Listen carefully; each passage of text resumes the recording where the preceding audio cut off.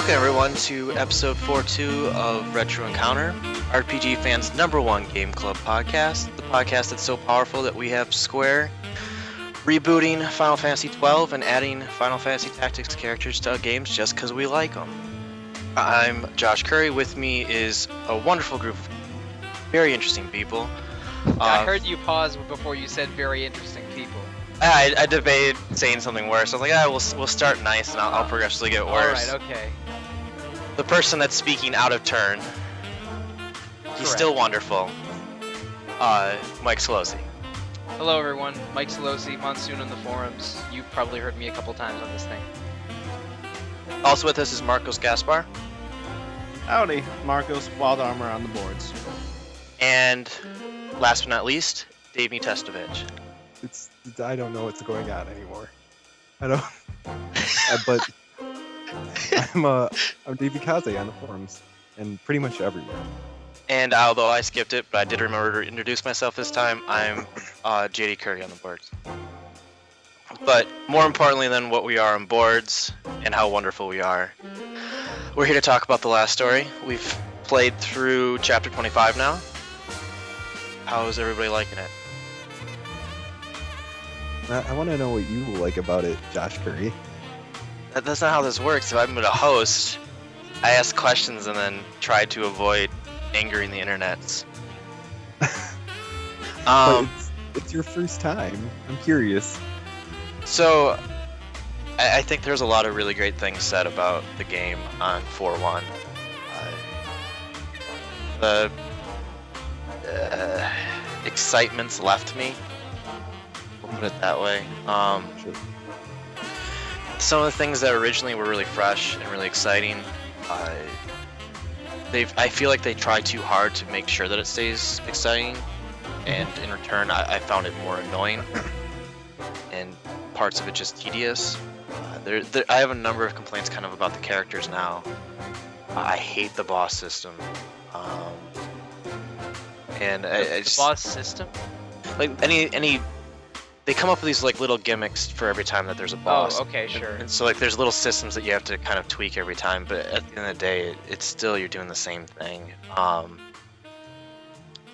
So I don't know. Right now I'm like at that teetering point. It can either go either way for me. I'm really hoping it bounces back, and now that everything's kind of opening up, I'm hoping that's the route I go with this. Right. But as of right now, I'm not a super fan anymore. I have two like pretty big thoughts on that, and like the first is with the boss gimmicks, like you were talking about.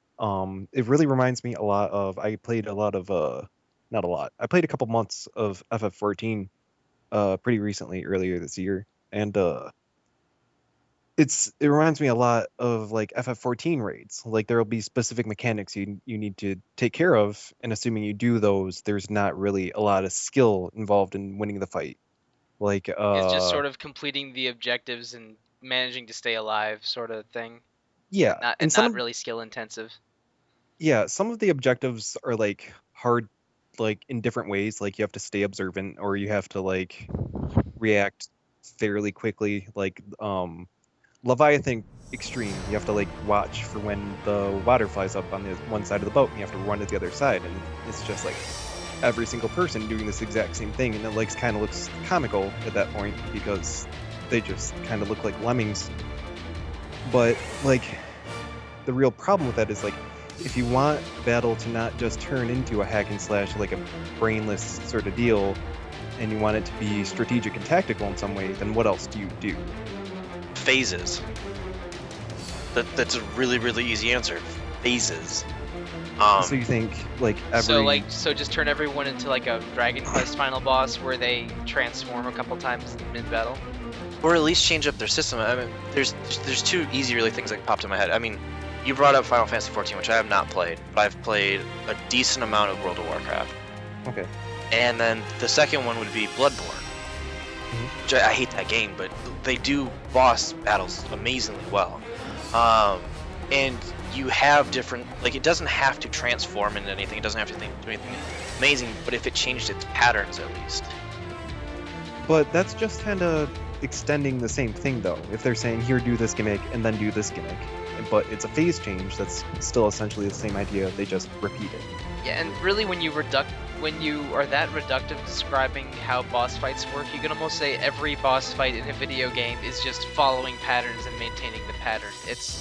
I don't think the boss encounters are that bad in the last story. They do you have to sort of figure out the gimmick and then repeat the cycle a few times, but it's like, oh, so it's sort of like a Zelda boss battle or a God of War boss battle. It's not. Sure. It's you can just reduce a lot of boss battles to just repeated patterns, but I didn't think they were that boring that they really got on my nerves. But I've only played through chapter 20. Yeah, and it might be, and I haven't even like power leveled yet. I think I. Oh, so you want to be able to just brute force the boss battle, and you're mad. Ignore mechanics. And you're mad that the game is making you play it on its terms instead of your own terms. No. So I have not, like, usually at this point I'd be crazy out leveled, and I was doing that towards the beginning, and I realized there was no point. And now I'm like evenly matched with whatever I'm fighting, and it still doesn't matter because every fight is super easy. And that's kind of, so I think that's kind of like the ultimate crux for this is, yes, it's the same thing over and over again, but there's no moment that I actually feel like I could be wiped. I feel like this is getting into a like really interesting territory because like you can't just say that. Like you can't just say that it feels really easy just because every encounter is built for you to be able to win in a easy to identify way. Like that's also good game design. So like what Is it though? is too easy? Yeah, well, traditionally for sure. And there's often times that I feel like I open a door, some conversation happens, like, oh, there's a bunch of enemies, we better watch out. And I will stroll through the battle and I'll just kind of like jump over people's backs and slash them in the back. And they'll be like, you should use this mechanic, you should use this mechanic. And they'll repeat that like 20 times, and it doesn't matter because I'll just wander around, and as I walk around, I'll kill everybody. And then when you get to, that works for every battle until you get to the boss battle where nothing works unless you use that mechanic. And even that, like, if I'm not doing it correctly, I should just get destroyed. Like, they should just wreck my team. But instead, it's just they're more sort of obstacles or targets than real enemies. So it's like, oh, they're just sitting around doing their thing while my HP goes down very slowly until I figure out what the gimmick is, or until I can figure out how to throw the bombs or whatever the deal is.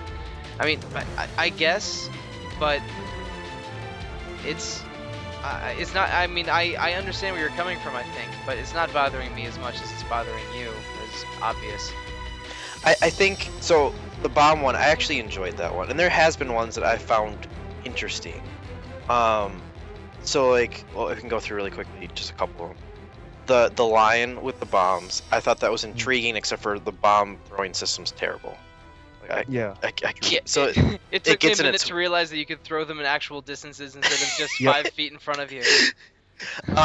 And then So that was awkward at the beginning. Yeah. the pirate boat, with the mirror. Oh yeah, Yeah.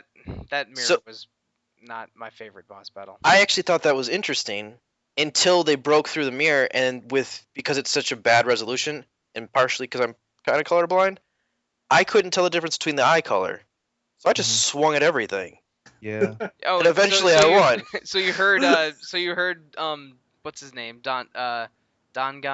No. Dangan Ranpa. Yeah, I wanted to say Dangan Ranpa, Dragon but I knew Grandpa. that wasn't it. So yeah, Dagran said, "Hey, you stop hitting me," because I kept mixing up him and his doppelganger. That was fun. Yeah. Yeah, and they'd be like, "Look at the eyes, they're red," and I was like, "That whole screen's a blurry mess because this isn't really in real HD." Right. Yeah, I'm gonna tell you that even checking their eyes and me being able to see full color, yeah, that didn't help at all. It's, I agree. Yeah, the Wii does not have good resolution, and I thought to myself multiple times, man, I wish I was playing this on a 360 or a PS3 or a PC right now. And Yeah, and What it would have made that battle specifically easier. But yeah, in I general, it would agree. be cool to have people's, lips move when they talk, or Not for creepy the, smiles. yeah, or the oh my god. or how everyone's hair is rendered the same way, so everyone's like hair falls back in the same sort of size Yeah. chunks. It's weird. Yeah, I wouldn't have mind seeing this on a higher resolution system. Yeah, that's true. Well, I think the way for that fight to be easier is if you use the gather command. The enemy is the one that has red lines going to them. Oh, sure. Oh, yeah, that makes sense. Well, I don't know if can you see red fine like those red thin lines, Josh? They're well enough in the game that I have no problem. So I really only have problems with. I basically have problems with streetlights. Red and yellow flashing lights at nighttime. As terrified as that sounds. Wow. So I have to depend on like where it is on the actual like light. For games, I'm usually fine. Is it somewhere on the red-green spectrum where you lose color? Yeah, I struggle like specifically with like reds and oranges. Like Okay, it's yeah. just small gradients. But for men that are colorblind, it's almost always red, yellow, orange, green, somewhere on that line. Right, and so I have in real life I don't usually have the issues, but until it becomes light based. And so like screens, there's enough that like it's in between that I sometimes am fine, sometimes I'm not. Sure, but it's definitely enough for it to be annoying. It's enough to be annoying, and then you add in the fact that it's a blurry mess, and it just didn't end well for me. So I just swung at everybody, and it ended up being I took out my whole party and them. Awesome. That's a good way. And I just strategizing. I just chose not to revive anybody because I was like, this is just easier. Yeah. Kill everyone. But I think really, and this is the main reason I'm upset about the boss battles is right before we got on here, I did the shade battle, and I really genuinely hate that battle. Okay, I haven't gotten there yet, so I don't mind being spoiled about it, but it doesn't sound like fun. So that's like that one felt especially like an MMO RPG boss battle because there's like it has phases, like you were saying. Like you have to have Marania cast Leaf. You have to get in there, hit him a bunch until it wears off. He summons mobs, then you have to kill the mobs, or else he regenerates life. Like I've fought FF14 bosses with that exact same phase structure. Right, but where this breaks down is this is not an MMO. You and I are not playing together. Yeah, so it's So not as fun. we can't have coordination of like I'm gonna tank, I'm gonna pull him away, and then all my DPS is gonna come in, and my healer's gonna be doing this. But at this point, you're gonna come on and you're gonna drop this, or like for shamans, you're gonna drop a totem here, you're gonna do this. It's like you don't have those aspects just by yourself. And at least for me, I'm not sure if it's for you guys too. Keep It's going. super clunky to get to the command center. Yes, it is. And the only times I can do that reliably are the ones where I have prompts to do so, like when I tell my spellcasters to knock down a stalactite or something. That's pretty straightforward. But actually going into the command menu and stuff is super awkward and weird, and I can't get it to reliably happen. So, yeah, not looking forward to this Shade boss battle. That seemed to frustrate you. As far as that goes, you just have to push up on the D-pad when you have 4 stack. Like if you don't have 4 stack, nothing will happen. Oh, okay. So how it is for me, and this is for holding A as well, I need to hold it for a solid 2 count, sometimes 3 count. Yep. And that's... Oh, for pushing up? Yeah. Like I hold it, and I usually get hit like 4 times while holding it. No, you said A. So are you confusing that with blowing up the magic circles? No, I'm saying for both. Okay. I get that for Gale, but I don't get that when I go into the command thing. Gale, yeah, I just call it blowing up magic circles, but it's Gale. Yeah, you're right. Yeah, I have it unfortunately for both.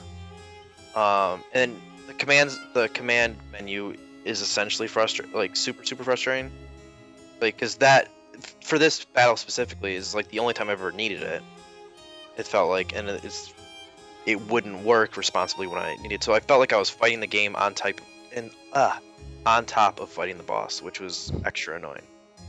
Yeah, it's no fun to have the game mechanics be an obstacle rather than a means. So, yeah, I can see how that could be frustrating. I haven't had major issues with stuff yet. I mean, and when I do have issues controlling things or something's not responsive, the game's easy enough that I can sort of power through that fight. But I've never wiped yet in the game, so it hasn't really been a challenge yet, but I'm sure it'll get hard eventually. I mean, you guys seem to insist that it would on the first episode. I think it's specifically that boss design that made them go with a 5 life structure, because you spend a couple of lives like just getting usually 1 hit learning the mechanics, and before you know the mechanics, like you have no hope of taking that boss down. But once you learn it, it doesn't really matter how much life you have left. Like you can pretty much go indefinitely against most of them.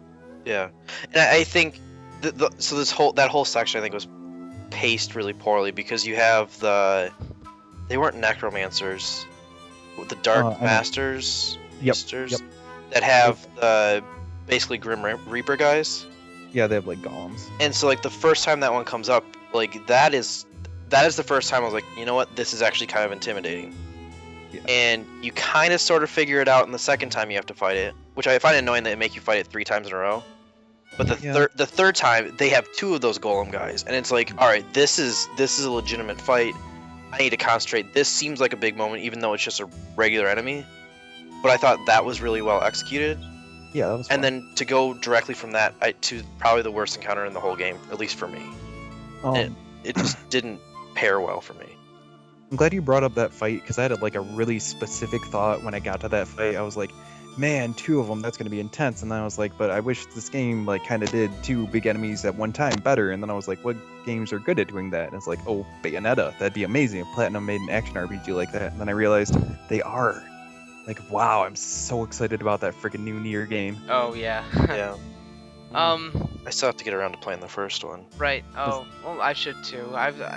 Nier is weird because that didn't review very well when it came out, but it's sort of become a cult hit, and people in basically our circles, people that just love RPGs, a lot of people really like Nier. Like even on RPG Fan, there's a lot of love for Nier, which surprised me at first, but now it's like, well, damn, I guess I should play Nier. It's kind of in the same place as the last story insofar as it's a action RPG with great art and great music, and wow, I just lost myself for a second there. But it was maybe kind of overlooked or underrated, or well, it's just the action part of it is not especially well done. So it's like always being held back by the fact that it's action-based combat because the developers aren't good at that. That's what I was gonna say is as far as the mechanics versus like reactionary based fighting, like how do you make RPG battles difficult? Like I would much rather prefer to go like the Tales of route where it is about really on your feet thinking, like moment to moment action style combos, pressure, smart guard. Hell yeah. Like Kingdom Hearts. I've never played a Kingdom Hearts game. We're talking about good games. So Kingdom Hearts 2. Sure, I've only played like an hour of Kingdom Hearts 2. I don't know. I mean, like I was gonna say Dark Souls, but then you just talk crap on Bloodborne. I don't know if you're gonna. No, I full like though that whole I count that as a genre. It's something I need to at some point sit down because I respect the hell out of it, and I love those types of games. The only thing I had an issue with the original, well, Demon Souls specifically, but Dark Souls, is I didn't like some of the clunkiness of the controls. I go along the side of I'd rather do like Devil May Cry, Ninja Gaiden controls. Oh, wow. And you must be really excited about that Nier game. Yes. Yeah, so I'm actually super excited for that. So like I always play a boatload of those types of games. And that's why also Bloodborne, if I were to go to play any of that masochistic genre, I would choose Bloodborne because it moves closer to that type of controls. Fair enough. That's a preference. So, alright, back onto the last story. Oh god, well, where to start? Yeah, well, how's everybody else liking it? Yeah, that's a good place. I am still tentatively interested in it. I want to see where the story goes. It's clear to me that that Count What's His Nuts is the main villain and not Cat Ganondorf and his cat lizard friends. So I want to see where the story goes. I like the dynamic that the characters have, especially now that we have plot moments out of Mirania and Eyepatch Guy. Yurik, yeah. I love this cast so much I can remember all of their names perfectly. But yeah, I'm still interested in it. I don't have as many issues with the combat as Josh does, but I can see how the mechanics get in the way sometimes instead of really help me out. But I haven't been so challenged or really betrayed by the mechanics to be that upset about it. But I'm still like it all right. This is, again, I think I mentioned it. This is my first time playing the game as well. Yeah.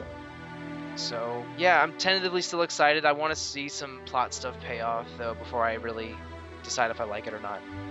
Fair enough. So before Davey or Rose talks about moves on to what they like or dislike, Mike, you brought up the kind of the character pieces for Rania and Eyepatch.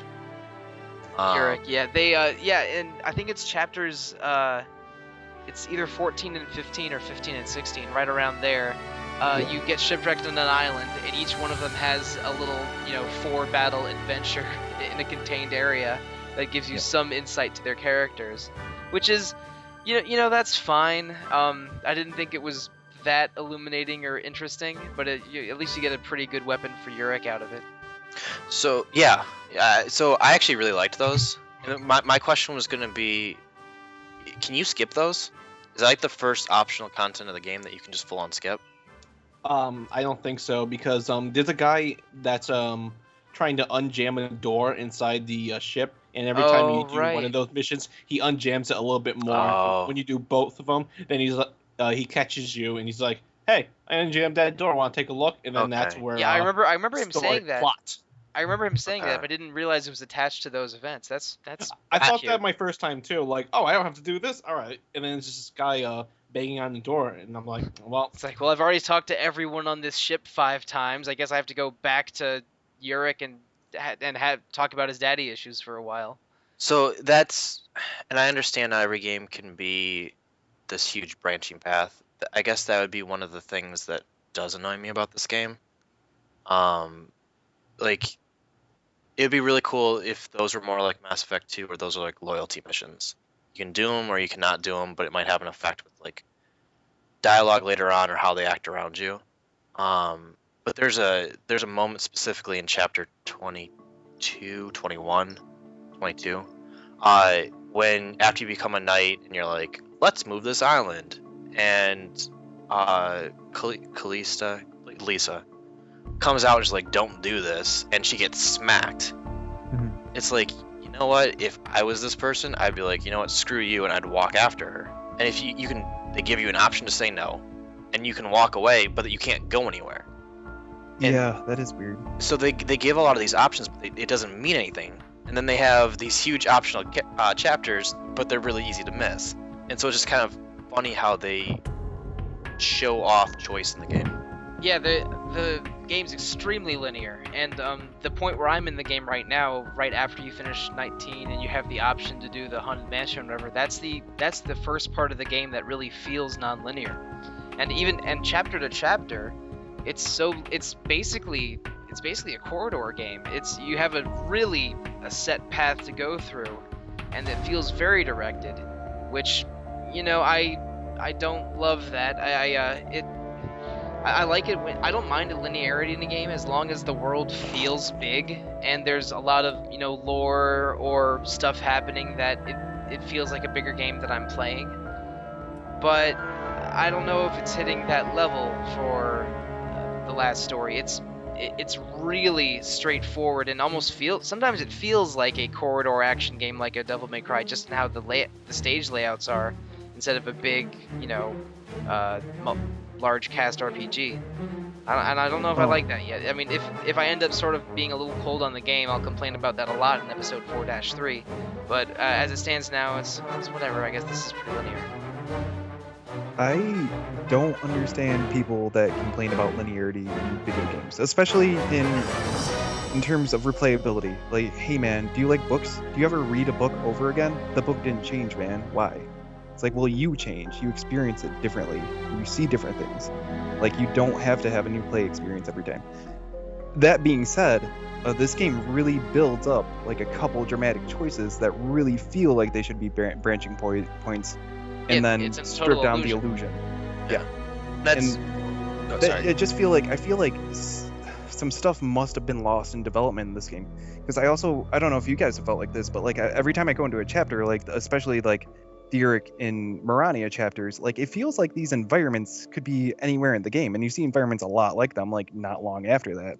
I feel like they were just making all these chapters kind of a la carte, and they just kind of strung them together after the fact when development got further along and they saw what they were looking they at. seem really disparate, and like linearity usually doesn't bother me, but certain things attached to linearity can really bother me. Like in FF10, when we did that 2 months ago, I complained all the time about how dumb and how bad the backtracking was, because a game rewarded backtracking but made it prohibitively annoying.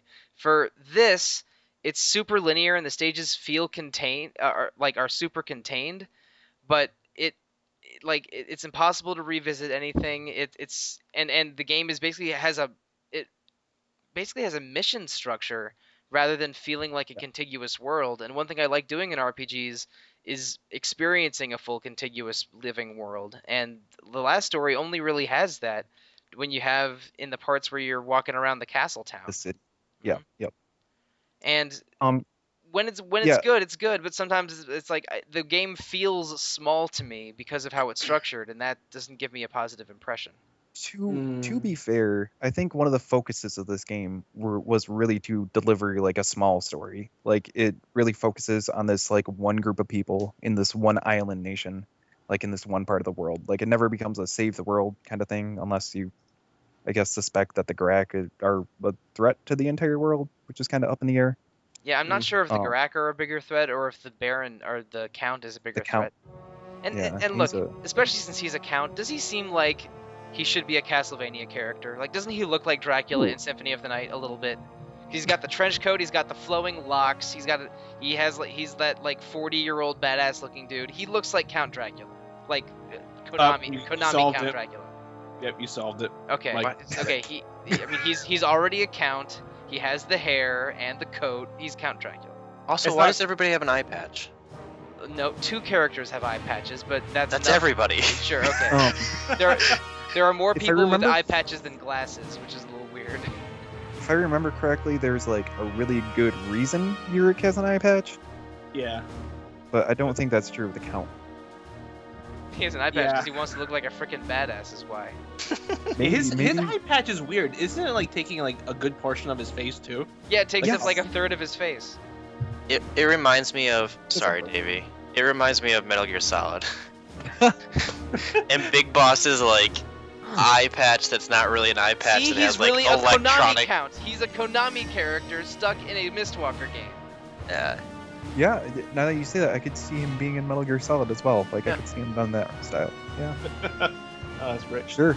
But to like get also back with the linearity of it. Yeah, it's a very linear game.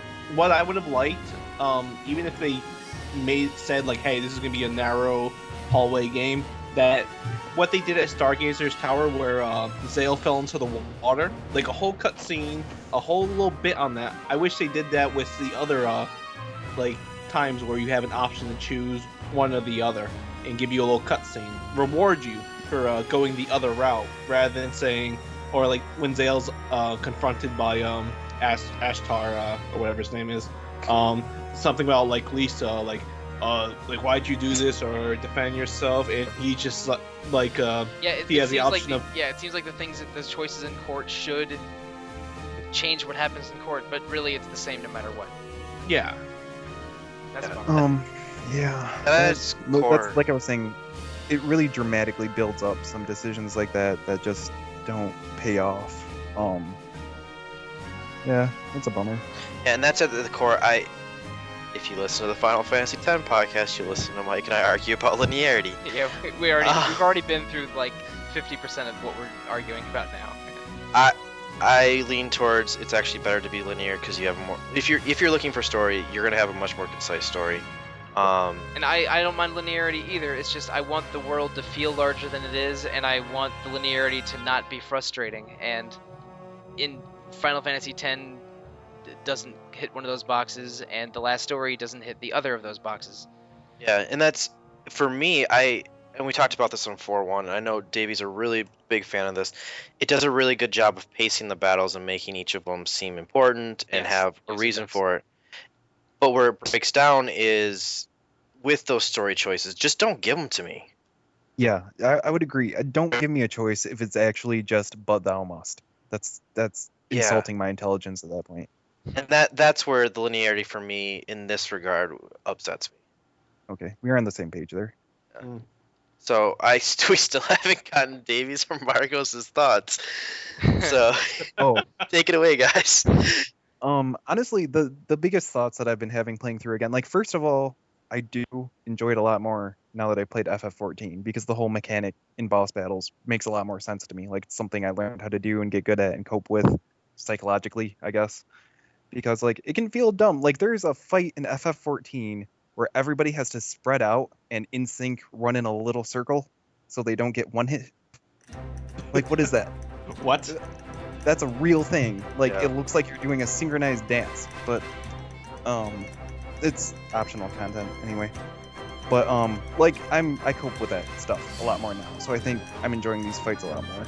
And more than that, like I've just been seeing like kind of the edges peeling up, like I said, with the way the environments feel so disparate. And like besides that, like you could pick up any dungeon you go in and put it in another chapter. You would not ask a question. Like sure, yeah, there's that area here now. Whatever. So I guess it's inconsistent in that way. But it's fun. And So- it's like still a fun, good time. So you're saying that you like it better now. Did you were you frustrated or disliked the combat the first time you played the last story? Yes. Oh. Okay. Speaking of frustration, how do you guys feel about the slash dunk? Was that the vertical slash or something like Yes. that? a Do vertical you slice. mean the wall run and then the slice down? I can't Yes, get I it to work, so You have to run directly at the wall, and the camera has to be like directly behind you. You just have to run at the wall for a while to get it to go. And it There's, has like, it no can only button. be certain kinds of walls, like doors Yes. won't work and narrow walls won't work. I have gotten to go off on command a couple times, but not far from every time. I had it happen once and I attacked a door accidentally. Classic. So yeah, that's the only time I've ever gotten it to work. I've never had troubles with that in my first playthrough. I don't know if it's just I got used to the awkward controls, but I never really had trouble with like the wall runs because I understood how they operated. It's annoying that you have to change the camera to look at the wall, or there are times where you'll get lucky where the camera will stay put and you'll run up the wall and then you can just direct the attack. Those are very rare, very far between, but I don't have really much problems with doing those things because I got used to it. I was able to find a rhythm to how to do it. I'm getting there again. I just remember last time, like I didn't even start using that move until really late because it just frustrated me early on. And in the same way, the mechanics used to frustrate me so bad. Like I like to play like high-level skill games, like fighting games, and like the mechanics thing, just like circumventing skill almost entirely, was really frustrating me. Especially like when I played this game, like a lot of people, I think that I had just come off of Xenoblade. I feel like there's like more technical depth. There's like more like in the moment thinking that goes on in Xenoblade than the last story. But I don't know. It just wasn't pushing my buttons. I liked it enough. It was fine, but I'm enjoying it more this time. Nice. Excellent, And excellent. honestly, I don't really use the wall run much, but I just gale everywhere as my sort of my group clearing and my escape mechanic. So I haven't really had to use the wall run thing much. Yeah. That's good. Well, for myself, I'm liking the game as much as I did my last playthrough. Generally just because I like the characters and I like their little banter while moving around. And like I said back in the Final Fantasy Tactics episode, I think it was 3-3, where I like character development. And as long as you give me that, I'm very pleased. Even if you give me poor gameplay, you give me character development in music, and I'll play anything. And I you know, still think these characters are super charming.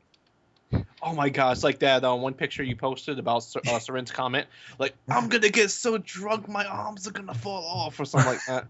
yeah, and honestly, that's one. I really like the characters too, and I almost wish there was more opportunity to banter with them because that whole stretch when you're on the boat, you don't have Lowell or Seren at all, and that bummed me out. It's like, man, when am I gonna get back to the cool characters that are stuck in jail or whatever right now?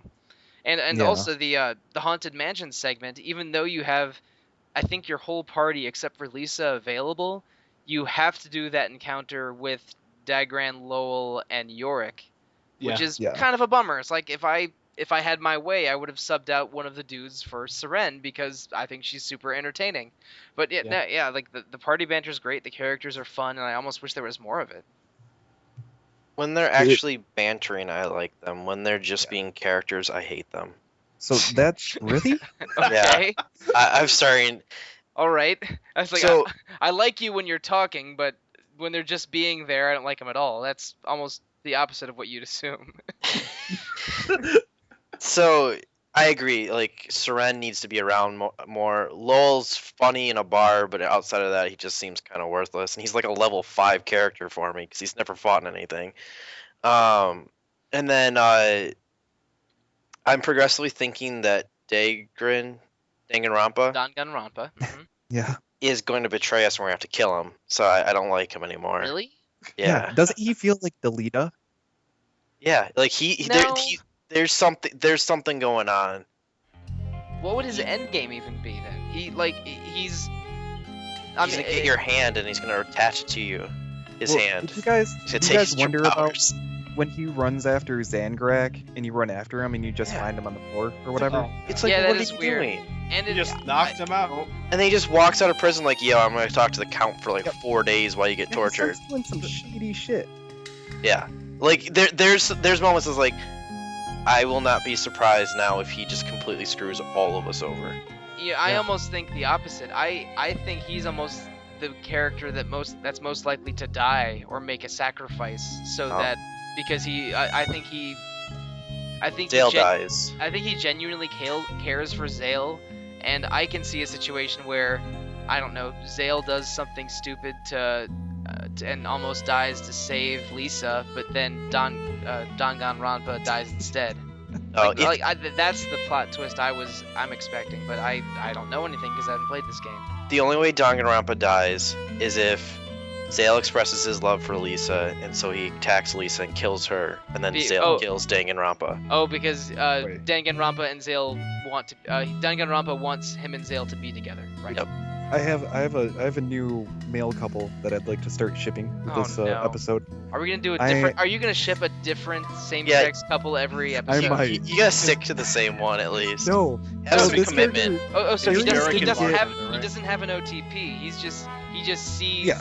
he just sees same-sex love in every game. Okay, No, all right. Therius- What So do you all have you this see time? is boats. Therius didn't get a lot of screen time in the chapters we played in the first episode, but I really like like in the end of the chapters we played. Why so like when he- serious? Why so- in the end of the chapters we played, he shows up at your room and like you just have like a cute little back and Whoa. forth and like Okay. and yeah, he's like oh yeah, because you just did the Tower of Trials and Okay, and Zale I goes haven't gotten there yet, but all right, good. okay, so Yeah, so I Zale's don't like mind being spoiled. Go ahead. Zale's like, are you mad about it? And he goes, no, I'm happy for you. And it's like, oh, this is a cute little moment between Wow, main Zale and his character and silver mop head guy. No, Therius senpai. you're reading this all wrong. Seren is gonna end up with him. Wow, yeah, She keeps complaining about how pompous he was, I but there's that would something be underneath awesome. that. Oh yeah, That'd they got into a fight in the courtyard. Yeah, and Right. she keeps bringing him up. She can't I stop think- thinking about him. Wow. I think Seren and Lowell might be canon. Lowe's. Yeah, Lowe's. Lowe's, that's it. Sierra and Lowe's. No, I could see that too. That's what I originally thought for the first couple chapters. Like Loren? that's for sure gonna happen. Low and Seren. Yeah. But I've gotten this weird like, hey, maybe this could be possible too. And, You know, and, I and can Low sort of can't see get that. tied down. Because well, I mean, Lowell and Seren are both sort of hard partiers, and they're almost the kind of people that will like hook up with anyone except each other because they actually like each other. Right. I can see that happening. That pairing doesn't upset me, as long So- as they're both happy because I like both of them. So since we've got sidetracked onto once again who ends up with Shipping. who. All right, guys, Um, let's all go over our favorite Fire Emblem picks. Davy's shipping corner. Yep. This is now the shipping encounter, the RPG fan love cast. We should do that. Oh, better call Caitlin. Oh, Yeah, she Caitlin. gets- I bet Caitlin would have some words about shipping Encounter. I have no doubt. But where I want to go with that is, Davey, did you ever finish it your first playthrough? Yeah, I did. It Oh. was I did it in like a weekend. Well, then you can't be part of this conversation. Sorry. Okay, no problem. Where do you think Okay. the story is going, Mike? Oh man. Well, from the beginning, I was pretty sure Zangarak was not the final boss. It's too easy. It's too Yeah, obvious. he's a red herring, a giant red cat man red herring. So they're gonna escalate the conflict between the humans and the Garak. And after you beat Zangarak and the Garak, Count Dracula is gonna do a big power play, somehow involving the Zale's outsider powers, which I don't exactly understand yet. I'm not sure what the outsider is, or what Really it means, close to that. or what it means besides gathering and Gale. But he'll somehow appropriate Zale's powers to do some kind of empire-seizing ploy or world-seizing ploy, and reveal himself as the true villain, and then you'll fight him. Lisa's life will be threatened, but Dangan Rampa dies instead of Lisa. And This is pretty specific. yeah, look, I like developing theories for stuff, and I'm rarely correct. Okay. No, So I'm into I'm not it. I'm not expecting this to be even is it- even does- half right. Does And that then- sound super satisfying to you? Is going back after Zangarak and killing Count Dracula? Yeah, I think so. I mean, I think yeah, you'll defeat Zangarak. Count Dracula will be the boss. Dangan Rampa has a noble sacrifice to save you. Maybe there's some nondescript, vague Final Fantasy demon as the real final boss because he was behind everything all along. Whoa! So, And That's called the then giant flea from outer space. yeah, and then Lisa and Zale marry, and they become the new Count and Countess of Lapis Lazuli Island or whatever. so I actually think largely close to the same thing. I know they won't do this, but how cool would it be when you beat the big cat if the cat joined your party? Oh, that would rule. I know they're Yeah. not going to do that. No, he's like 4 times the size of a party member. They can't render this. He wouldn't fit in your clothes. No. How am I Wouldn't fit on supposed to? the screen. How am I supposed to put my stealth Greaves +2 on him when they like fit Mirania snugly, and Mirania is about the size of my Labrador Retriever, and this guy's like 7'4". No, this is like it's a fashion disaster. Not happening. So, I think that you're just gonna kill him probably, or just part ways. Yeah, sure. I'm- It would go either way. It wouldn't really matter. Yeah, I'm pretty close to the same thing. I think though, one sticking point I'm confused about is where Jirai fits into all of this. Jirai. Oh, you mean Jiral? Jiral. Yeah. Yeah. Oh, Oh, sure. I hope there It's is a super boss salt. battle where you Cut his head off? annihilate him. Yeah. Well, That son of a bitch. He is the worst. I want they're building him up to be such a prick, and Yeah. that without I mean, there's almost nothing sympathetic or redeeming about him. So I hope that results in a boss battle. Maybe he gets maybe he gets demon powers or something So to make him actually challenging. But you, Oh. What if where you just get to kick his ass. I want to kick. What if Jiral's the Kafka? No. I really want it to be they build up to this boss battle. It's just a one-on-one because he's captured your party, and it starts and you walk across the screen and you just one hit him. It doesn't matter what your level is. Oh, so it's like You just one hit him. it's like The Omni that reminds. Did you guys ever get to the very end of Earthworm Jim for the SNES or Genesis? That was a long time ago. It was a long time ago. I'm not expecting you to have done it. All I ever remember is the races and then the underwater level. Right. Well, the very final boss of the game, you fight a bunch of cat robots and flying crows and stuff. It's like you most of the enemies are animals, and the final boss of the game is just a goldfish in a bowl, and you shoot the bowl once, and he falls over and he's dead. See how amazing would that Yeah, be? it was super memorable moment. So if you can just one shot Count Girasshole, like that would be great. Can I? I'm Can I totally in try- favor of that. Can I try one just because I forgot enough of the game to not remember what happens? Sure. Okay, so I love this. We're theory crafting this game. Yeah. the Garak in Humans thing goes down like Mike said it does. But like during the fallout of that, Zagrin kills the Count and supersedes his place in the chaos afterward. Oh, so And Dangan Ranpa becomes the main villain.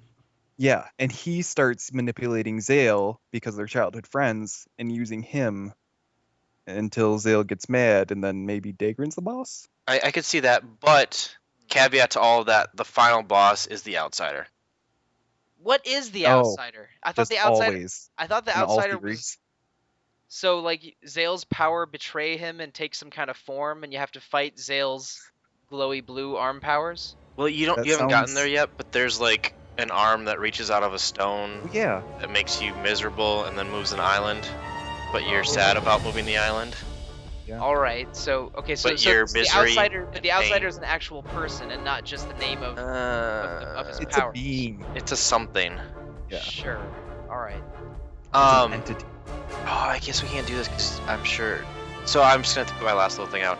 The green mage that saves you, In the courtyard. yeah, that's gotta be Lisa. I thought so, but I don't remember.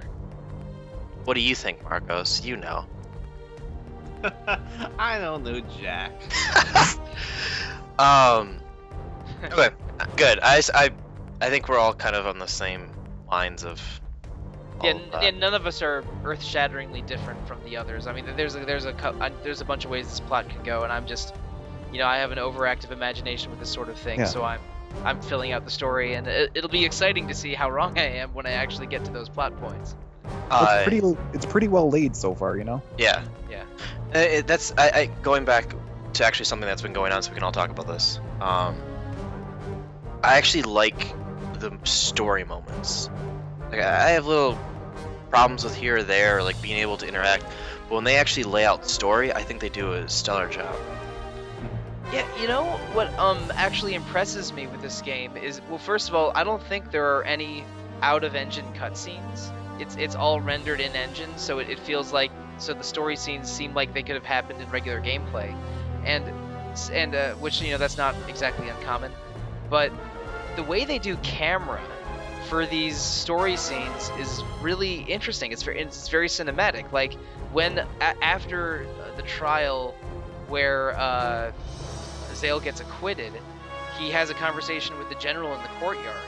But they don't just stand on opposite sides and talk at each other. They're walking through the courtyard together. The camera pans out.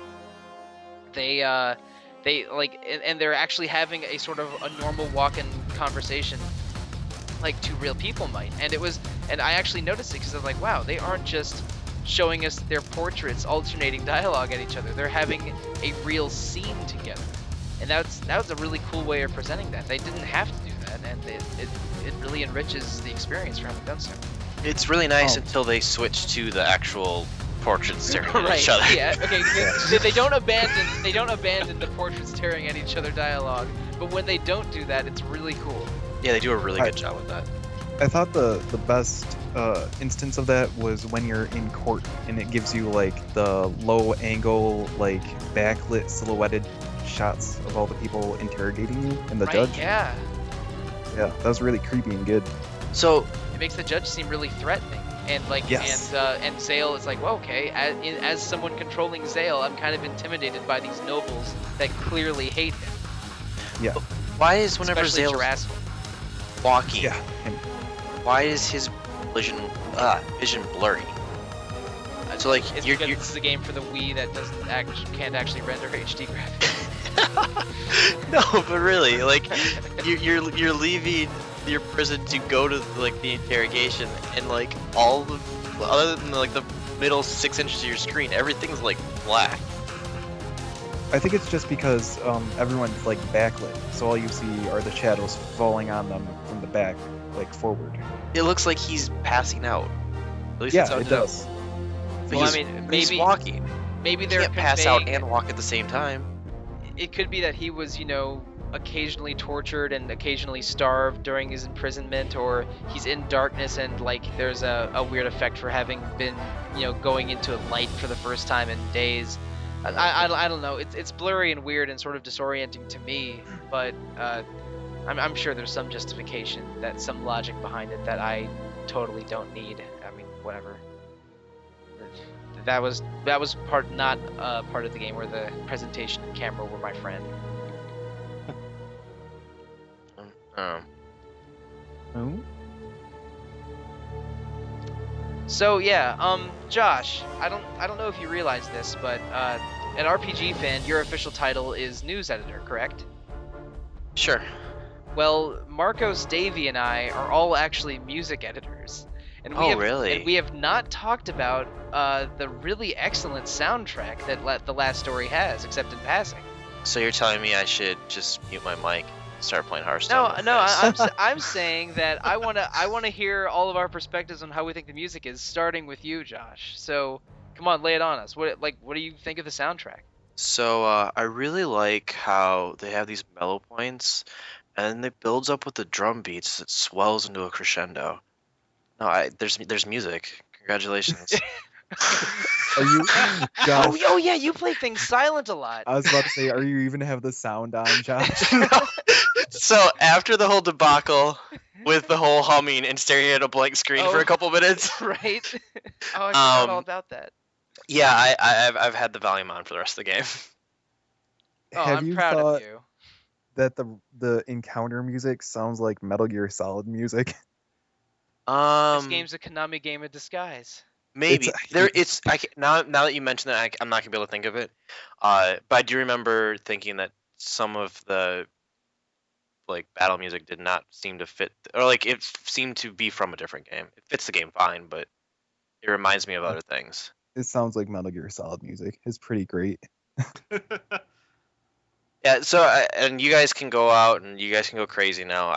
I'll butt out of this. I probably set us up too much with that whole spiel about what our roles are at RPG Fan. But it does a fine job. I think the music is very good. It's very cinematic. It doesn't it's not like a freaking Mega Man game or something with recognizable jingles with Right. each location or boss, but it's some really good incidental music. It's understated in a way that in a way that's really cool, but when you do notice it, it sort of enhances those moments of crafted combat encounters and major plot points. And when it stands out and tries to be a beautiful melody, like during the fireworks scene, it's really beautiful. It's a nice little soundtrack. I haven't listened to it in depth on my own time yet, but I think I will, because it's just every time I notice the music, I'm really impressed. I think you nailed it when you said understated, because like every time I notice a song, I'm just like, man, this is good, but like I don't find myself like getting into it like during gameplay all that often. I had this really weird realization the other day. I was walking around the castle town, and I like went and got a snack or went to the bathroom or something, and I had that song stuck in my head from the castle town, and I was like, man, that's a good song. What game is that from? So the song found its way into your subconscious, but you couldn't just pull it to the top of your brain for a minute. Oh, that's great.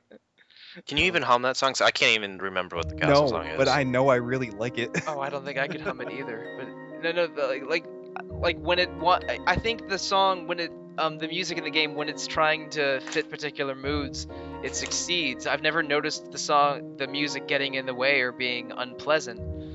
But it's also understated. It hides itself a little bit, and that's really cool. Mm-hmm. Yeah, and you kind of nailed it on the head with calling it cinematic, because it's very cinematic.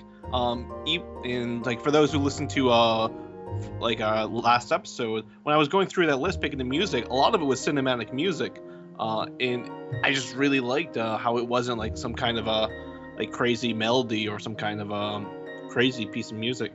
That it just fit a mood very nicely. And one thing I like with the music of the game is that as you like, I know for the town theme, I believe it progresses during certain portions of the game. I I can't talk much about it, not to spoil it, but I think some of you will probably like notice it if you play the game that there's like a second part to it when there's a certain thing happens. But one thing I noticed for the town theme is when you go down to like I don't want to, like the poor section or like the like the slum section of the town. Yeah. it is, I guess you can call it slums. Music cuts out, no music. Yeah. And I found that really weird. Like, wow. I mean, like, I thought they're it was so really poor they good. can't even afford music. Oh. I was just like, wow, that was really like turning there. Marcos, by the way, is not especially affluent. He's a normal dude. Yeah. I don't know. He's You're not from. a 1%. I'm talking actually from my one of many mansions. Oh yeah, on top of each you other. have a mansion in Connecticut right next to Vince McMahon, right? Actually, it's conjoined to his. Oh, okay. wow. All right. Well, say hi to No. Stephanie for me. No. Yeah, but no, that's something I thought that was very cool. Like they did, but like I was like, wow, that's really weird how it just like cuts out into like silence. I was like, wow, very distracting. I really like that. Yeah, it really helps define parts of the city. Like you had an emotional response to that, and now every time you go to that part of the city, you have an emotional response. Like that's really good stuff. Mm-hmm. Yeah, I'm actually at a point in the game where I am sort of exploring the city right now, and I didn't remember that specific motif that they used in the slummy part of town, but I want to look for that now and try to notice it. That's a really cool touch, and I don't know if I could list them exactly, but I bet there's a bunch of cool touches like that in the soundtrack. Well, there's going to be no motif in the slum part of town. Well, yeah, but I mean, still. I know what you mean, I know what you meant. Rest is still a part of a song, so Yeah. and pauses can be put to great effect, as I'm sure everyone knows. You know, it'd be really interesting in the song itself if it actually had that, like just 30 seconds of silence, and then it would just fade back into the song or the next section. Yeah. Yeah. That'd be very interesting. Yeah, but luckily for our listeners, they're hearing the Last Story OST right now. Right. Right now. Oh, don't say that. Now I have to like edit this like really good. Yeah, Like, put a note there. Put like a very loud like track right there, just overflow everything. Or just put silence there and make me wrong. That'd be weird. So it's all of a sudden very noticeable. It just cuts out, yeah. No, do like a record scratch and then have Davies' line just hang there alone with the awkward pause right after, and then when we're done with this part of the conversation, have like the music roll back Don't- in. I'm not gonna do it. I'm not gonna do More it. work for Marcos. That's Not gonna do it. if Marcos does it. Okay. Cool talk. Cool music talk. That was fun. Yeah, it was riveting. I You I can love wake you up too, now, Josh. Josh. You can wake up. So, I guess kind of close out some of the discussion. It sounds like, for the most part, all of you like it. The soundtrack. Um, Yeah, I am still. The jury is still out on the game itself for me. I want to see how the plot works out. I want to see if the combat encounters, stay fresh or maybe get more usable, get more intuitive. I don't like using the word intuitive because I mean, to a degree, how intuitive is it to press buttons on a controller? Yeah. But I'm not 100% sold or cold on the game yet. But I am interested enough to keep playing and seeing it and see it through to the end. Okay. Which is weird because I'm actually behind you on gameplay, Josh. Yeah. I will say at this point, especially with all those optional chapters right at the end of this chunk we played, I feel like this is probably the saggiest portion of the game. Actually, I feel like I just did one of the optional chapters. I finished the Haunted Mansion segment earlier tonight, actually, and it's been my favorite part of the game so far.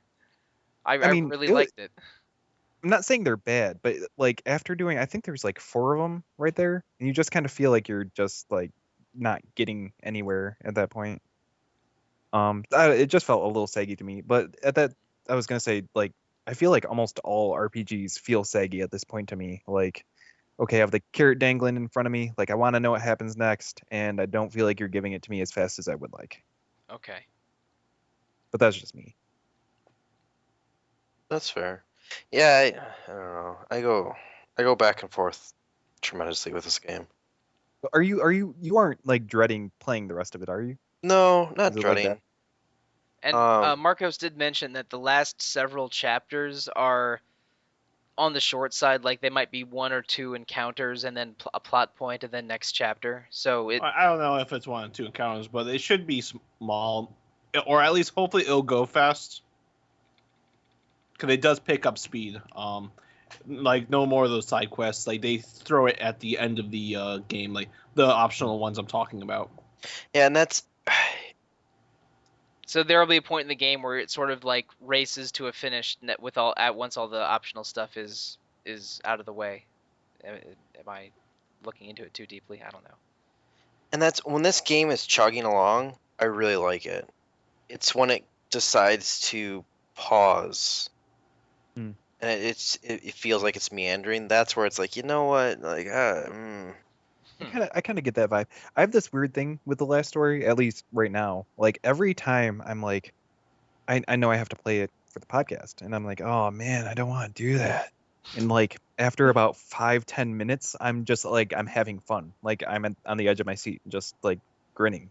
It's like, So, oh right, I don't know this game why. isn't so bad. Yeah, it's so. In my mind, I'm not liking it as much as I actually am, and I think it is because of those low points. Like I want to walk away from it. and I'll really admit, so since we started this podcast, I have not played any video games outside of what is on the podcast. Mhm. You're also the one that volunteers to do every single episode, so in a way that's self-inflicted. Yeah, I'm not complaining. I'm just stating the facts. This month was the first time that I've stopped doing that. I picked up Persona 4 again, started playing that. I've been playing a bunch of Rocket League. Both of those are good choices. Yeah, they're fantastic games. And even all kind of the crap that I talked about, like this or that about the last story and whatnot, I've still come back every time. And that's one of the large reasons I haven't played other games. Is like I didn't want to get distracted and just like, well, this game's better. I'm not going to play this. And let's be honest, there's not many RPGs that are better than Persona 4. There's just True. that's an undeniable fact. I mean, okay, regardless of how too broad that statement is, I love Persona 4 and have beaten that thing 4 times. So I'm not gonna argue with you. But yeah, okay, keep going. I'm just rambling. So since you played it 4 times, you agree it's an undeniable fact. Thank you for proving my point. I don't like saying I don't like saying things are undeniable facts when they're clearly opinions, even when I agree with that opinion. I don't have opinions. I have facts. Lost Odyssey, Persona 4 is terrible great. game. Okay. Persona 4, amazing. Oh boy. I'm almost. Final glad- Fantasy 12, amazing. Final Do you want me to Fantasy keep going? 12 is a game. Well, now you're That's stating facts. true. Like that's crazy. Like, isn't that an opinion? Anyways. I don't know which of us is more confused. Who is the most confused? Yes. Ooh, can I? Okay, so you started playing other games because you have some extra time? Because it's not that much? Well, first of all, yeah, this is one of our shortest games we've done. And I just I hit my breaking point. I needed to just feel like I had some power over my life. Sure. Yeah. But beyond that, one of the best things I can say about the last story is I was genuinely excited to come back to see what the story was, and I did enjoy the gameplay enough that I was looking forward to coming back to it. And so all the little nitpicky things I've said, I think at the end of the day, there's enough here that it is definitely an enjoyable experience. There's enough there that it's driving me to want to see the conclusion of it. Ooh, can I segue and jump ahead a little bit? Go for it. So since you're pretty pleased that you had a little bit of extra time this month, I seem wow, that was a good sentence. I'd like to talk about next month's game. Yeah, next month we're gonna be playing Terranigma, which is only about 15 to 20 hours. So Terracotta. Nope. Tiramisu. Still no. Tamagotchi. Pterodactyl. Tarantella. Okay. Tortellini. Terranigma is the third game in the Quintet Heaven and Earth action RPG trilogy. So Soul Blazer and it's on Illusion of the- Gaia are the first 2. correct. But the only Super one of- Nintendo. Yeah, What's up? all were Super Nintendo, and correct me if I'm wrong. Europe got Terra Enigma, but North America did not. So That is true. So there is a English translation of the game that was legal, but there is no North American Super Nintendo copy of the game. It's like what almost happened to Xenoblade. Right. Or the opposite of what happened to, say, Chrono Trigger, where the North America got it on the SNES, but Europe didn't. So I played part of Terra Enigma several years ago via perhaps not legal means. And I don't know if I'm going to be on the Terra Enigma podcast or not, but I remember I have positive memories of how that game played. It's weird. Yeah. Yes. It's really weird. I stopped playing, I think, halfway through the Resurrection of Genius chapter, which yeah, it's weird to explain why it's even called that. But that's a really interesting game, and I'm looking forward. I even if I'm not on the podcast, I'm looking forward to hearing the RPG fan staff talk about it. Oh yeah, it'll be weird. So yeah, you guys should get weird with us. Not touching that. That's exciting moving forward. Is that our way of wrapping this up? No, is that Davi's way of saying I'm done with this? I told you, I just wanted to make a segue. You were talking about having some free time because the game wasn't way too long. I'm just asking if we're segueing into turning this off. That was my question. No, I don't want to get on my soapbox, but dude, most RPGs are just honestly just needlessly too long. Like a lot of games are 40 hours when they could be 20 easily. Yeah, that's what I'm saying. Even a lot of the best classic RPGs, because of random encounters or long dungeons that probably didn't need to be long, feel artificially long.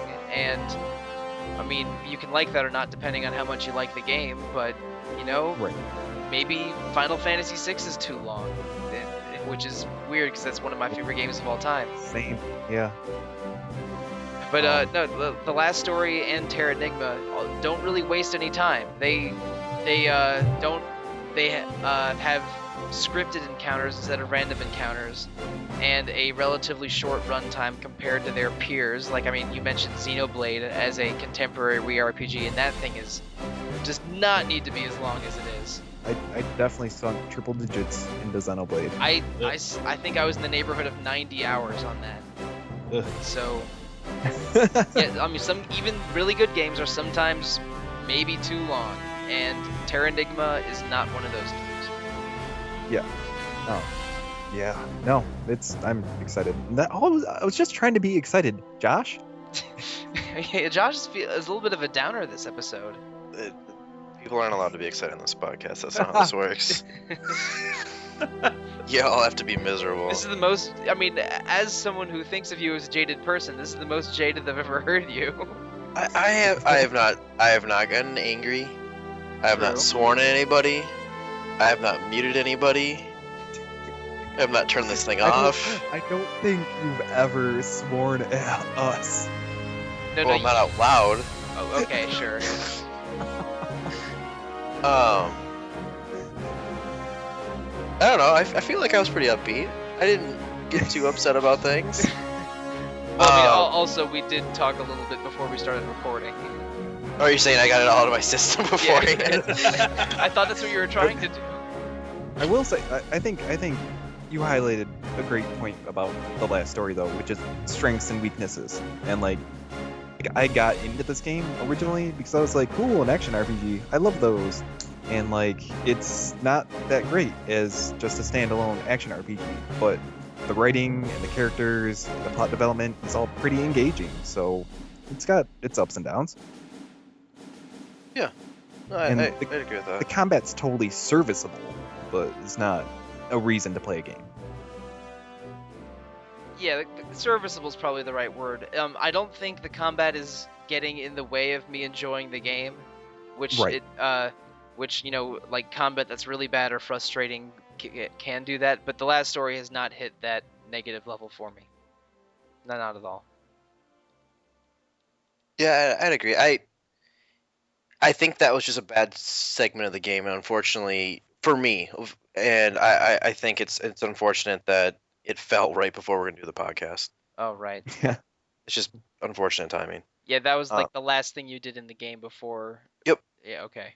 Yeah. So that's bad timing. But yeah, I expect good things out of this going forward. And I'm really interested to see how they wrap this up. So I'm as a whole very excited.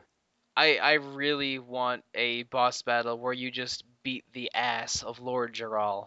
Yeah. And you know, I think they're setting him up to be such an unlikable person that I think that's coming. Either Yeah. a really ignoble end or just a really an ass kicking of a boss battle. Yeah. One But day. One yeah, I think one of those two things is coming. I hope it's the boss battle. So I'm looking forward to that when it happens. That would be really nice. I do think, and this is kind of directed at Josh, but mostly directed at everyone in the world. It's good when you get when you start getting frustrated with smaller chunks of a game like this, and I like a lot of really flawed games. I find them a lot more interesting than a lot of great 10 out of 10 games. But just zoom out a little bit and be like, you know what, this is a unique experience, and it's worth playing, and it's respectable just for that.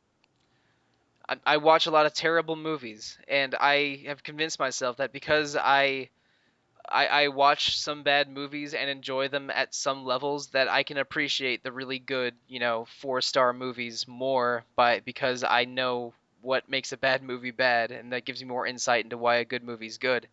And I think Sure. that might extend a little bit to games. I don't think that The Last Story is bad, but because it is flawed and unique and a little weird, it and not and not a traditional JRPG in the most generic sense, I'm noticing its quirks and differences more. Mm-hmm. No, I think it's one of my favorite developers, JRPG developers, is Trice, and Trice swings and misses about as often as they hit. But For every Star when Ocean 2, they have a Star Ocean 4. I like Star Ocean 4. They're on a spaceship. His Yeah, name is Star Ocean Edge 4 Maverick. Which is the coolest name ever. Edge. How happy would you be if when you had to spell your name at school, you're like, it's Edge. What up? What if it was Edge Maverick Hunter X? Well, oh man. I mean, dude. I mean, elementary school That kids just are blow your already awful mind. human beings, but imagine the kind of bullying Edge Maverick Hunter X would get in 2015. If you were in first grade and your last name was Maverick Hunter X, then just imagine the terrible puns your name would Well, be I guess subject to. it depends on what year it is, because Sure. that could be pretty badass if someone knows the subject matter. But no, I mean more games like Radiata Stories was a huge, I would almost call that game a miss, even though I love that game. I think it's hilarious and ahead of its time and really mature in ways that other Japanese games could never hope to be. But it doesn't play great, and it's kind of not fun in a lot of ways, but all in all, the experience is really worth it. And I'm glad that there's developers like that'll go and be like, well, let's try this. Let's throw stuff at the wall and see what sticks. Because then you can see, like I said, that game felt really ahead of its time. And Yeah. The big game developers are so risk averse these days that I mean, just because I mean, game budgets have gotten bigger, and and weird models like free to play models have gotten more popular. I think the big developers are taking fewer risks nowadays, and we're getting few of those weird swing and miss games, and that's kind of depressing because it is. Neither why there's one game in particular that I'm in love with. If I had to show you my closet full of skeletons, this would be right in the pile. Oh no, Steambot Chronicles. Okay. Yeah. I think this is one of the best games in the world. If we were to ever do an episode on this, I would have 1,000,001 things to say about this game, because you have the options to do certain things, and for a lot of it lets you go through with those options. Okay, a lot of weird freedom. I dig it. And you really can just craft the story of your character. One of those classic your character's an amnesiac. But more or less you can paint the whole story the whole way of if he's a real douchebag or a really valiant person. What's it called? Steambot Chronicles. Steambot Chronicles. I don't know that I've ever heard of that because I'm dumb apparently. Nope. No, it's What's the just platform? not. It's PS2. Oh, really? Yeah, it's just not a game that like picked up steam. No pun intended. Ha. Okay, good. Wah, wah. No, it sounds really interesting. I really like games of that vintage because like late PS1 era, PS2 era, like games were like relatively cheap to make. Like after they figured out how to mass produce like 3D graphics, like you like look at Square Enix games on the PS1 like from the late 90s and stuff. Like, do you guys remember Threads of Fate? Oh god, yeah. Yeah. Threads of Fate was in that 2000 Summer of RPG that Square did, and it was like Brave Fencer Musashi is well, another good one. That's for a that vintage. wonderful game. Bunch Threads of weird, Fate. Threads of Fate is not good. I did not like that game. but it was really weird and it was trying something different, and you don't get as much of that anymore That- outside of That indies. is a true games fact. games are so expensive to make now. Yeah. So I mean, the chances of a Threads of Fate being made in 2015 are between low and zero. It's gonna be an indie game, you know. It's gonna be like a Yeah. Barkley Shut Up and Jam guide. Just It's gonna be a forgoes game made by two dudes in their basement. Yeah. Or like the Zeboid games like found a lot of clever ways to deal with RPG tropes to make them more palatable to modern gamers. And Zeboid is a studio comprised of two people. That's true. Exactly. Yeah. That's people are doing interesting things in different spaces, but a lot of the times, like I'm really excited to see. This is so off topic at this point, but I'm really excited. Geez, to we're see so what, far from that story right now. Right. I'm We so never excited to talk see about our what games. Square Enix does going forward, because like I feel like after the 13 trilogy and even with Lightning Returns, like that was a really fun, interesting game.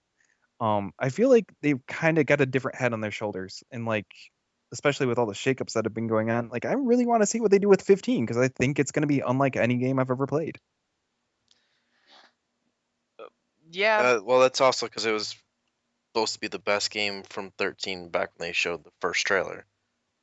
I mean, let's be honest. Everybody wanted Versus 13. Everybody's like, yeah, 13's okay, but everybody wanted Versus 13. I wasn't really into that hype train. I I usually don't get excited about a game until like it's in the calendar year or something. don't even know what to say to you anymore. I'm sorry, Josh. What do you want from me? So, You know, I heard there's a really good game, Lost Odyssey. I should just go and play Lost Odyssey. yeah, you should go play that instead of this. Yeah, that That's game looks like it rules. Yeah, It does rule. Okay. another misstep by this developer. Oh, a missed step. Yep, I did it on purpose. Okay. All right. I think it's late. I think it's Oh, late, I and we should forgive stop you. talking. It only took me like an hour and a half to make one of those. Yeah, I almost missed the joke. Ooh, yeah. Too far. So yeah, I think on that wonderful, spectacular note, that's gonna do it for us. Where listening comment. oh, why don't you read that, I haven't Davey? read that yet. Oh, I guess I could. Oh, we got a Facebook comment? Yeah, it's a comment on a post that our new social media person. I don't know what her title is. I should probably figure that out. Social media extraordinaire. Yep, our new social media extraordinaire was posting a Retro Encounter episode, and we got a really good comment from one of our Facebook.com. Facebook.com. On the facebook.com/rpgfan.com/our website. His name is Vincent Rowe, and I really liked what he had to say about this. He said, I finished the last story in about 1 to 2 weeks. It was really fantastic. It really goes back to the roots of JRPGs in the PS1 era, like we were saying. So I had a nostalgic... Wow, you gotta stop moving around on the dock, buddy. So it had a nostalgic feel to it with some of the cliches. Good compliment to Xenoblade as well, Xeno being a large explorable world with lengthy story, and the TLS going chapter by chapter from point A to point B, with a more concise novel-style story with a central city, which feels like it came from a Zelda game. I wish more JRPGs were in the 25 hours range, so they can get to the point. Also, like we were saying, and a great battle system. Really fun to grind, even when leveling with a already fast leveling system.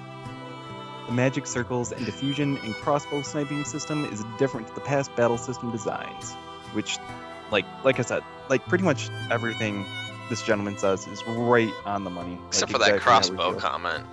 What? Dude, I like crossbow. yeah, dude, Especially like the fast pretty much. crossbow.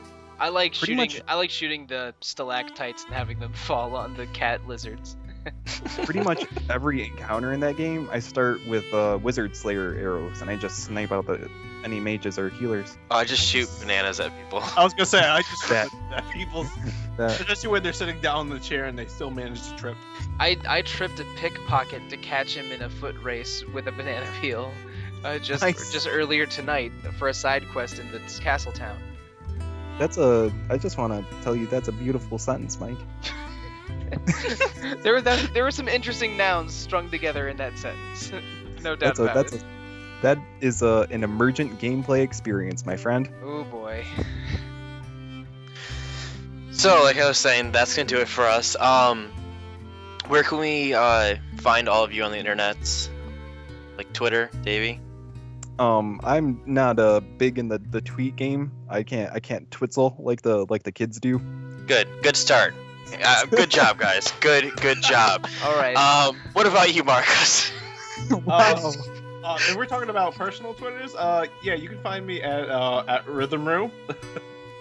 And what about you, Mike? Okay, I have 2 Twitter accounts to pick up the slack for Good. Davey. Balance it out. Yeah. Yeah, One of them has to be dedicated only for Davey, though. So you have to pick Okay, that. all right. Wow. My main Twitter is at the Real Monsoon, and my Twitter for game journals and stuff is Evoker for Dogs. So I will say, I am active on the Facebooks and on that Facebook club I was talking about, Game Club, Oh, and right. Mhm. I post some funny pictures and quips from because there's a lot of them in the last story, and I don't know. I like to talk about how Seren gets drunk and fights people. yeah. So drunk she can't feel her arms anymore, which is not the level of drunk I have ever achieved. I don't go as hard as that's what I was- Seren. I know. How do you do that? Like, do you? I want well, to party be with fair, Seren one night. Have you never been so drunk that you just picked up your glass and just dropped it on accident? No. Really? You need to step up your game. I have been so drunk sometimes that I reach for a glass and end up on the floor passed out. Yeah, that's No. a good one. No. One time, and I don't know if I should say this on air where people will listen. Oh, One ti- do it. Absolutely. Let's have this on record. Yeah, one time there was a house party at my place in college that got kind of out of hand. So I go into my bedroom, and there are 2 girls I don't know asleep in my bed, and I'm like, well, I can't That seems sleep. like a wonderful gift. I know, but but my reasoning was, well, I can't sleep here now. These people are here, so I just I got I think like a hoodie and a blanket from my closet and went into the laundry room and curled up in the dryer with a blanket. Wait, and no. slept in a dryer all night. In the physical, like, you push a button and it dries clothes dryer. Yes, that it was a very large, spacious dryer that is large. How that small was- are you? No, I'm not a small guy. I'm right. Are you like 3 foot, No, 20 pounds? No, I'm 5'10" and about 200 pounds. I'm a little heavy, in fact. So, and this is just a gigantic dryer, and I slept in a dryer poorly all night because, well, there were some girls asleep in my bed, and I couldn't just get into bed with them. That would be out of hand. I have no responses that are okay to be recorded on this podcast. I feel like it was way better when we were talking about fighting games. So where are we going? Yeah, all my drinking failures are not as fun as talking about fighting games. Maybe I just have like carpal tunnel or something. I just drop stuff sometimes. Man, I could see getting drunk enough that I'd probably still be able to feel them, but yeah, get a little tingly. Yeah, sure. So on Twitter, you can find me JD Curry, as is where I am everywhere else. You can hop on. You can send us personal messages because that'll be fun. Yeah. That's another place you can reach out to. If you don't want to send us anything on Twitter, you can send us email at retro@rpgfan.com. As always, comment on the boards. We want to hear your thoughts. And absolutely go on to iTunes and review. We've actually started getting some reviews, so thank you for that. No. What? Really? Why do Wow, you have to act okay. so surprised? I am surprised. It's like one of those things like, I know we do this like every couple weeks, but I'm shocked people actually listen to it. Yeah. I would like if everybody listening could just tweet at Josh Curry and tell him that wow, I Good almost talk. said infinite. I almost said Infinite Undiscovery. That is a much different game. Lost Odyssey is a good game because you're a sane person and Josh Curry is not. I want to get as angry as I can about this. If that's sane, I don't want to be sane. It's fine. It's fine, dude. It's fine. It's a good game. Well, It's fine. if you want to respond to me on Twitter, I'll respond back with a GIF. Yeah. Yeah. Marcos says is the high-level king of the gifs. reaction GIF. I can Turning this boat back around. iTunes, you guys have been doing a great job. We've gotten a bunch of reviews. We appreciate it. Yeah, We've even we gotten a do. comment. I'm looking at them now. We have some positive comments and 5-star reviews. My favorite is the comment from, which if you couldn't understand that, his username or her username That is is CKQHDHDJ. Those are which- 9 consonants that desperately in need of a vowel. Yeah, I like to think that it's better without the vowels. Okay, well you must be terrible at Wheel of Fortune, but sure, go ahead. You don't even know. So yeah, get on there on any of those different things. We'll try to respond. We'll try to get more people's comments up there. Try to make them a little shorter than Vincent's. Vincent's was a really good comment, but a little wordy. Make them Twitter-sized, so they're bite-sized for us. But yeah, as Davey said earlier, our next game for September is going to be Terranigma. So start all your efforts on trying to find and track that down and get ready to play that. Because we'd love for you to play along with us.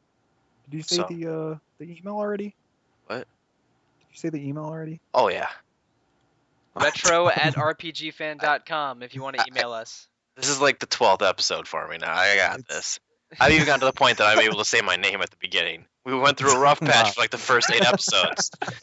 I've gotten to the point that I actually introduced myself, so I got this. I got this email thing too. 3 people on this podcast keep saying Josh, but I don't know which one is Josh. Yeah, the one that everybody hates. We're still talking about Joshua Blight from Trails in the Sky. Joshua Bright. That's we've been. I would have done it. I've done No, everything. it's better. Joshua Bright, Luca Blight. Joshua Blight, son of Luca. I'm pretty sure that's how that went. You sure? Okay. So that's another game that's just desperately trying to be a Konami game in disguise. Trails in the Sky is actually Suikoden 2.1. I just looked it up because the internet. It's Joshua Bright. I know. How can you tell the difference? Because it has an R in it. Okay, well, it's like Dr. how is it Right written in versus Dr. Japanese? Light. Yeah. It looks like this. Okay, that doesn't mean anything. Which everybody on the podcast is gonna really enjoy, but I'm sending a message. It looks like that, so good luck with that. By the way, He for listeners, Josh just sent me a GIF of him giving me the middle finger. Yeah, that's exactly what that was. No, well, you're comparing Bright versus Blight in Hiragana, right? Yeah. Uh-huh. Yeah. So, I can't read that. I agree with Josh. I have John McCarroll next to my Qubit work all the time. I have to watch him write everything in Japanese and explain why I'm pronouncing things wrong in English. So, yeah, that's fun. So this is what I picked up. Thank you, John. Oh yeah, for the uninitiated, John McCarroll is the editor-in-chief of RPGFan.com, and Josh is a work acquaintance of his. Oh, now we're just acquaintances. Thanks. Yep, you're welcome. This reminds me. I'm sorry I forgot to bring this up in our show notes, Longest but I wanted to. ever. Well, you know what? I wanted to do some special Are we still recording things for this? Yeah, I think so. For the Oh boy. for the people who actually helped make this show possible, like some behind-the-scenes people that I don't think we've ever thanked. And Right. I think that's a shame. I think first. Yeah, you have to remember no, everybody. This is really embarrassing if you can't think of somebody now. So this is on the spot. If I forget you, just tell me on the forums. You know where I live. But Mr. Mike Salvato, that does all our graphics, and I think posts stuff sometimes. I'm not sure. Him and Steven. The other person, Steven Meyering, who obviously helped found this podcast. Still posts stuff on the site for us, helps us out a lot.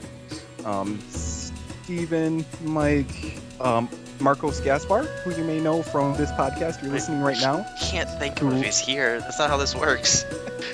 No, Invite spirit. I think it's important to know, like, Marcos is helping out. Like, Marcos learned how to edit audio, and he's helping take care of that side of the production. And it's been a great help to us all.